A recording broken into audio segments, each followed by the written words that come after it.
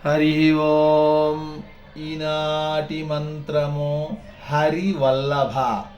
వల్లభ అనగా అత్యంత ప్రీతిపాత్రమైనది, శ్రీహరికి అత్యంత ప్రీతిపాత్రమైనది.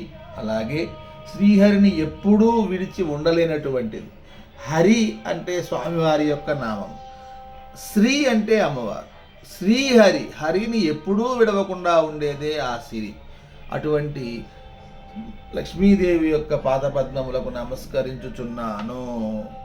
ఆయన ఏ యుగంలో ఏ రాక్షస సంహారానికి బయలుదేరినా ఆయన్ని వదలకుండానే ఆయనతోనే వస్తూ, అమ్మ త్రేతాయుగంలో సీతాదేవిలాగా, ద్వాపర యుగంలో రుక్మిణీదేవిలాగా, అలాగే కలియుగంలో ఆమె యొక్క అంశతోనే పద్మావతి దేవిలాగా వచ్చి ఉన్నది. అటువంటి శ్రీ మహాలక్ష్మీదేవి, హరి వల్లభ అయినటువంటి శ్రీ మహాలక్ష్మీదేవి పాదపద్మములకు నమస్కరించుచున్నాను. ఓం హరివల్లభాయై నమః. ఓం హరివల్లభాయై నమః.